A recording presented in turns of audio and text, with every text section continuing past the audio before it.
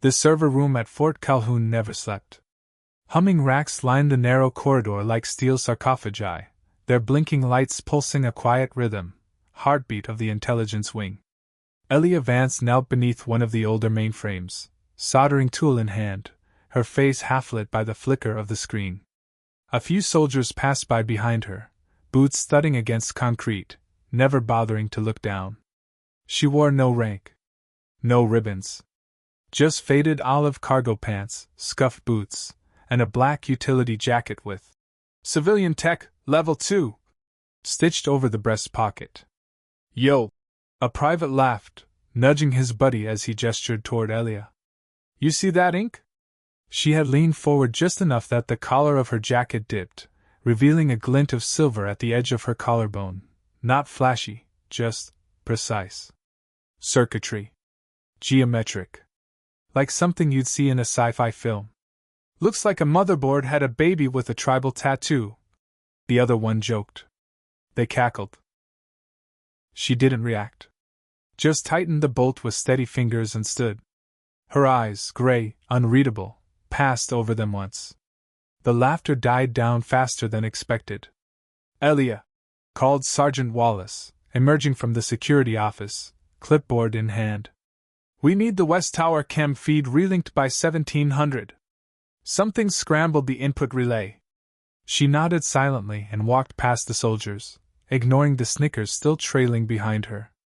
Wallace's voice dropped as she passed. "And maybe button your collar next time. You're freaking out the new kids." She paused, just slightly, then moved on without a word. Wallace frowned as he watched her go.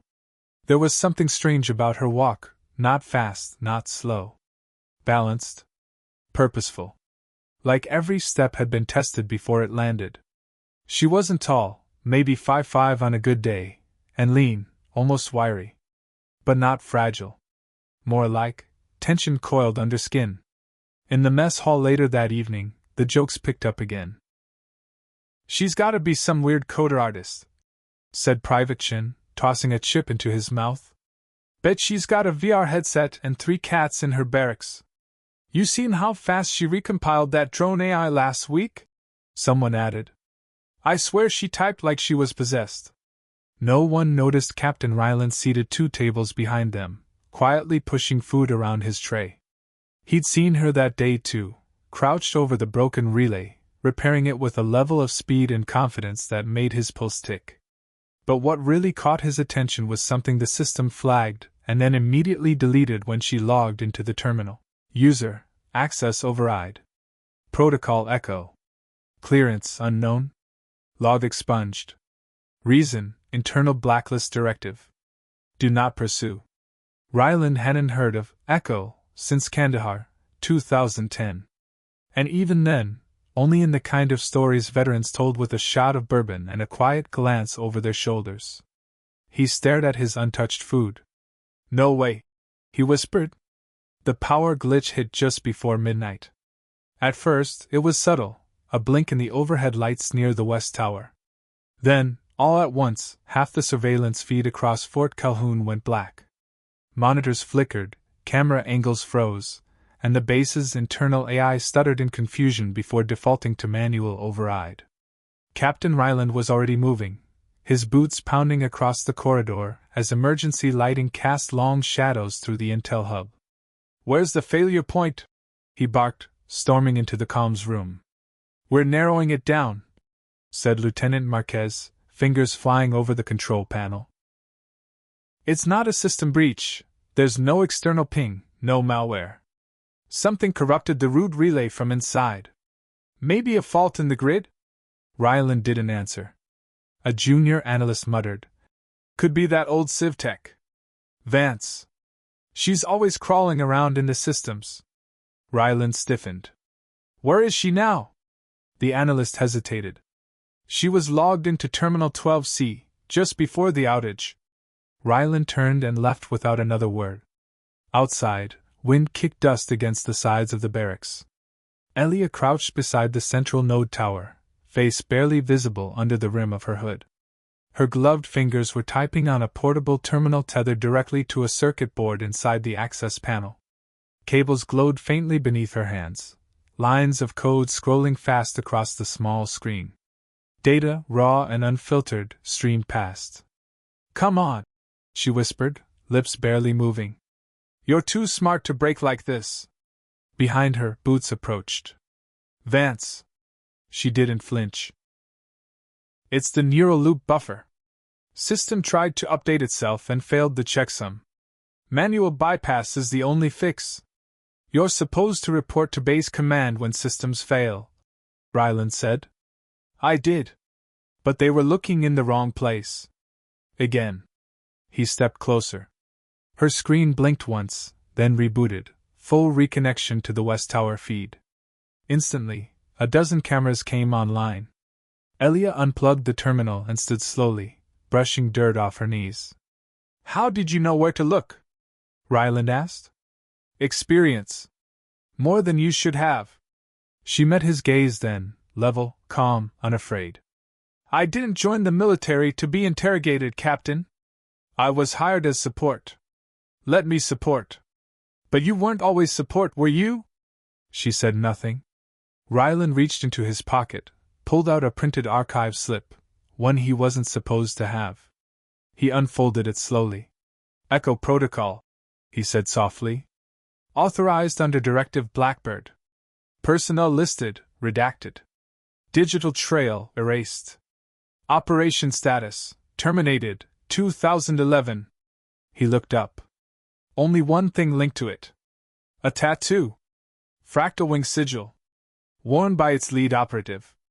Elia didn't blink. "You know how many people died trying to breach the encryption on these servers before you walked in and fixed them with a damn pocket terminal?" Ryland pressed.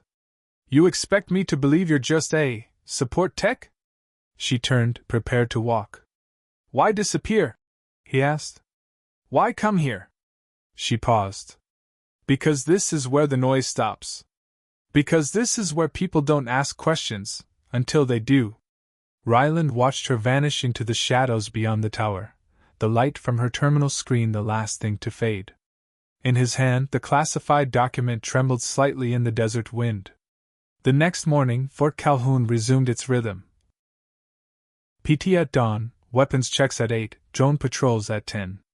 But the air felt unsettled, as if something quiet had snapped beneath the surface.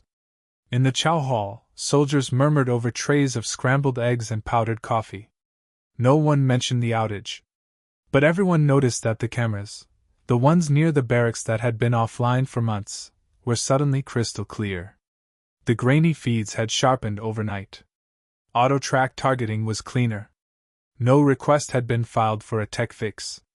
Sergeant Breck leaned over his tray. "I heard Vance did it." Private Chen raised an eyebrow. "Her? Thought she just fiddled with circuit boards." Breck shook his head. "She rewrote the security stack manually. No blueprint. No debug log. Like she could see the system inside out. Like she built it." From across the room, Lieutenant Marquez listened without speaking. Her hands stilled on her tray, and her eyes settled briefly on the corner table, the one where Elia always sat alone. But the table was empty. Ryland stood in front of the Personnel Security Office's restricted archive server.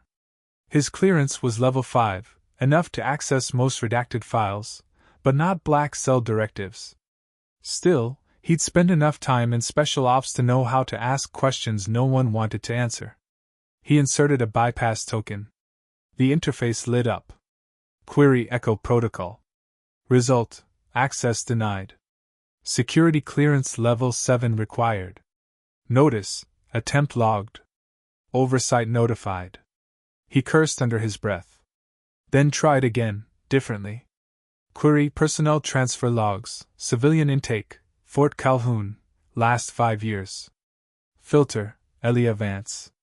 Result: record not found. He sat back stunned. No employment record.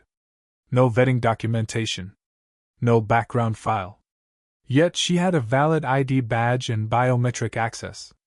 The only tag on her profile was a field code he hadn't seen since his early days in Kandahar. Silent confessor, unlisted active. That wasn't a position. That was a warning.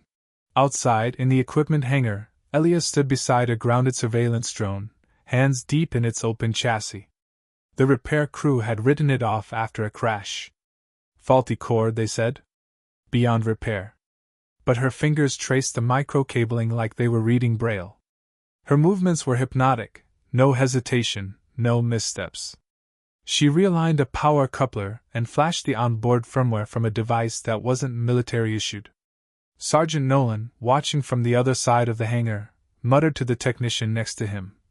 That civvy just bypassed an encrypted firewall with a drive the size of a matchbook. The tech blinked. That shouldn't even be possible. Nolan crossed his arms. Yeah. I'm starting to think she shouldn't be here at all. Suddenly, Elia stood up and locked eyes with him across the hangar. She said nothing. But Nolan felt it, that same pressure Ryland had felt. Like standing under a storm that hadn't broken yet. That night, a shadow slipped into Ryland's quarters. He was still awake, staring at the redacted file on his tablet. A voice spoke from the doorway. You need to stop digging. He looked up. Elia stood in the threshold, unarmed, backlit by the corridor's blue security light. Her voice was quiet, but not soft. It carried like a command, no matter how gently spoken. I know what you found. You're not supposed to see any of it. Ryland rose slowly. Then why are you here?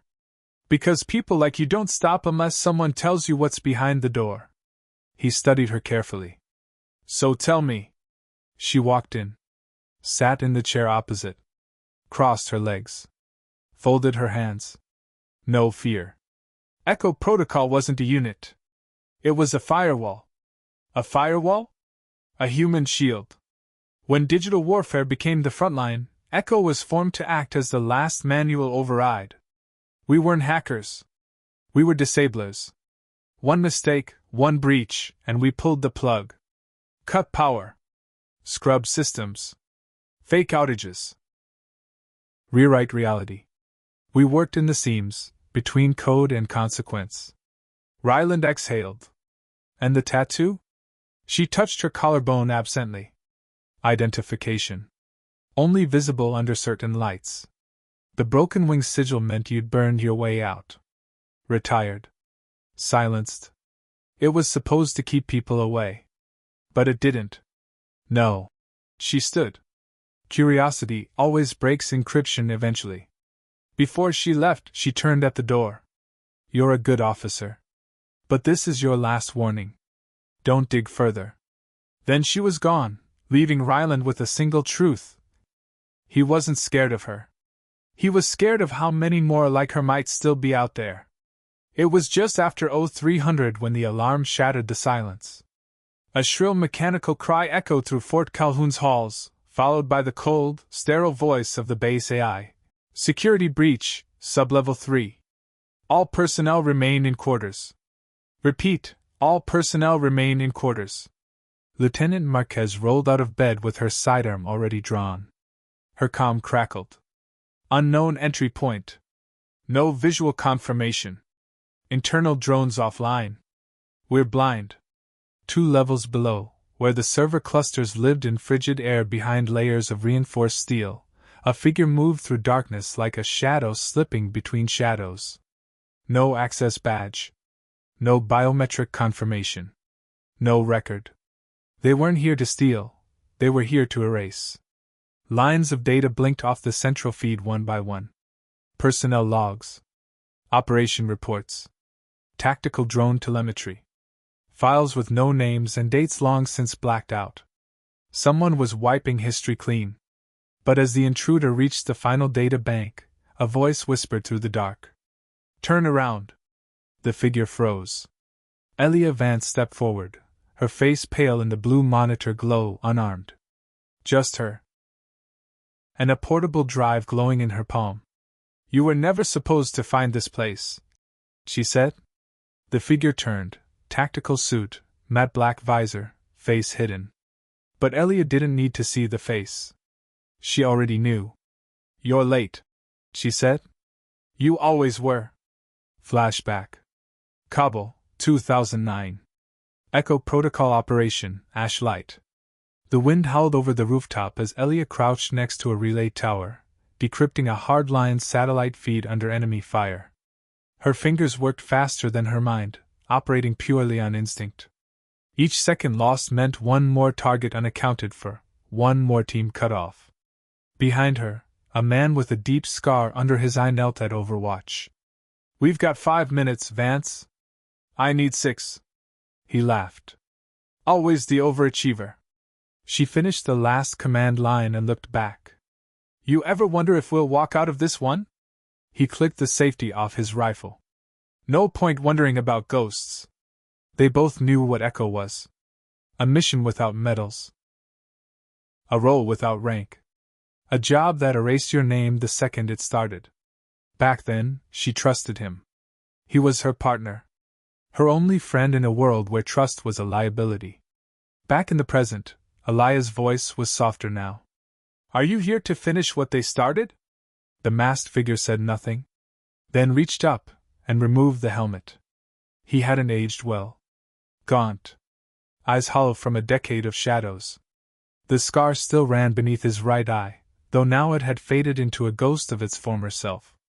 "You disappeared," he said, his voice low. "I thought you were dead. That was the idea." He stepped forward. "You left Echo without authorization." "I left Echo because I still wanted to be human." He looked around the server room. "They're erasing everything. All of us. Every trace. Protocols being buried for good. Then let it go." "You know I can't." He drew a small data spike from his belt, long, black, sharp-edged. "This spike will finish it. Everyone who ever wore the sigil. Burned from every system. Including you." Elias stared at it, then at him. "This isn't about us. It never was." "No," he said quietly. "But they made us into weapons. And weapons don't get to retire." She stepped between him and the server. "You'll have to go through me." He didn't reach for his gun. He didn't have to. Because somewhere deep inside, he knew he couldn't pull the trigger on her. Not then. Not now. By the time security arrived, the intruder was gone. The server room was intact. No data spike. No breach logs. Only the faint whir of cooling fans and a single out-of-place object on the floor, a worn dog tag, partially burned, the name illegible. Ryland arrived moments later. His radio was a wall of noise. "No visual contact. Perimeter clear. No breach in the gate. It's like they vanished." Elia stood quietly near the server's core. Her jacket was zipped up again, collar high. Her hands were empty. "What happened here?" Ryland asked. She turned to him. "Nothing official." His voice hardened. "You saw who it was." "Does it matter?" she said. "No systems were lost. No one was hurt. But someone tried to burn the last remnants of Echo."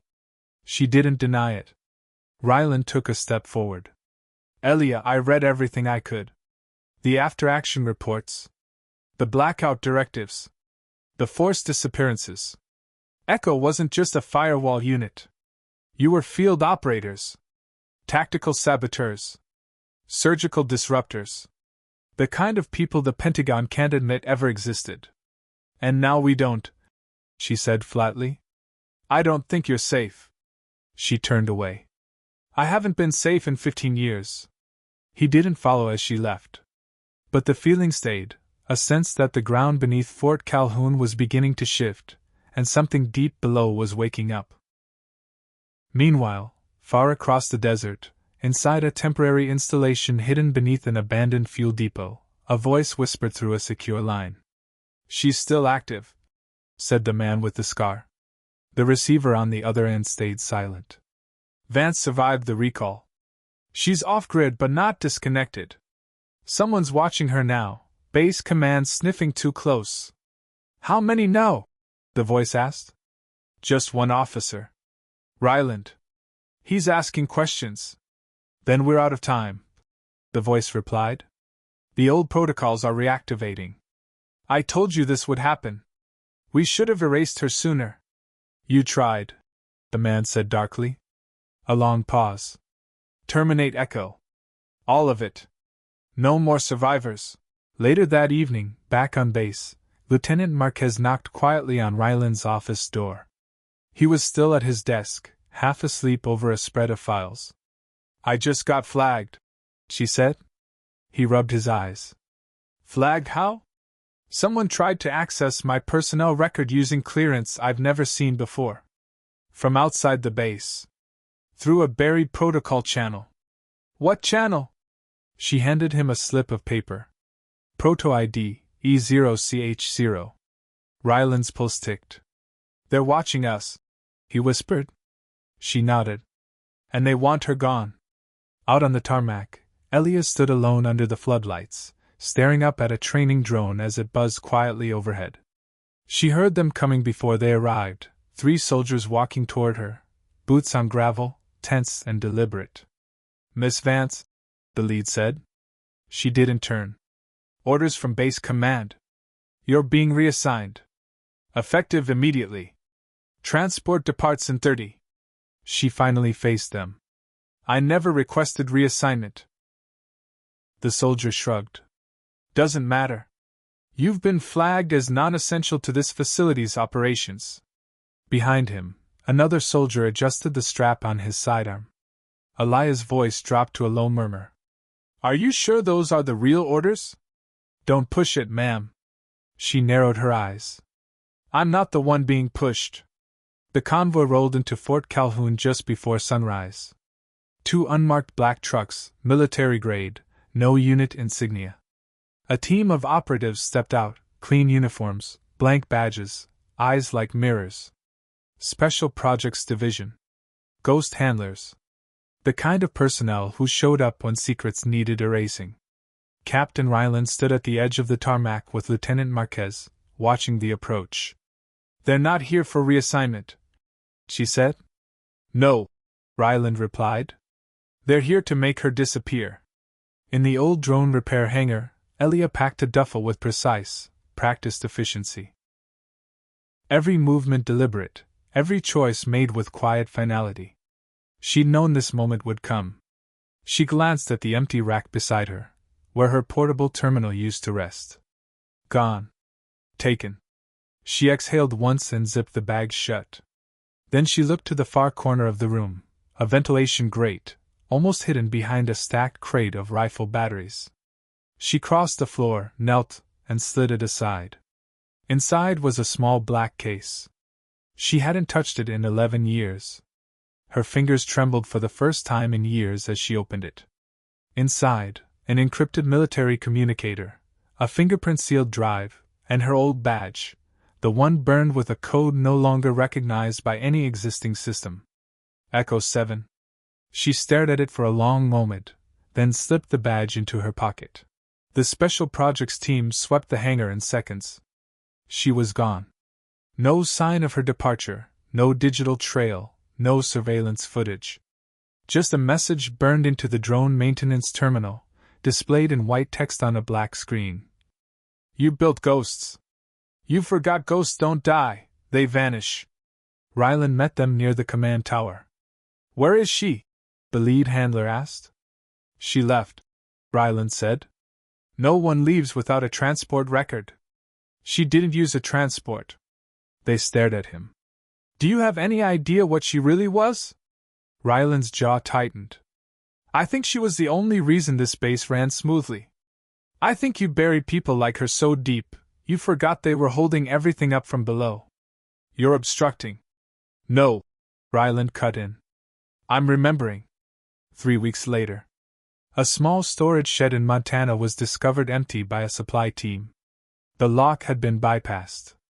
Inside, the power grid system had been surgically rerouted, not damaged, just improved. More efficient. Less prone to failure. Taped to the wall, a note written in clean, precise handwriting.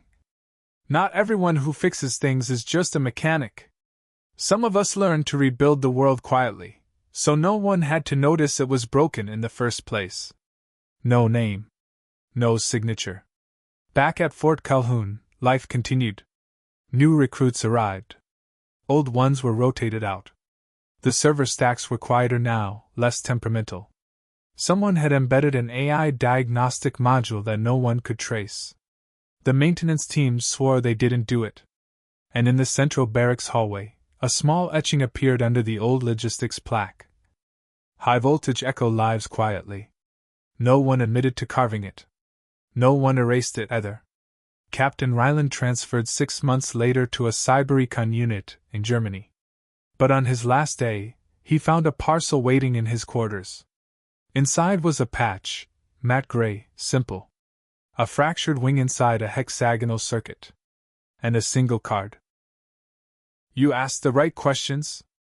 That's rare. Stay curious. EV. Sometimes, the world forgets the ones who saved it. Sometimes, that's the only way they survive. Elia Vance was never a legend in the books.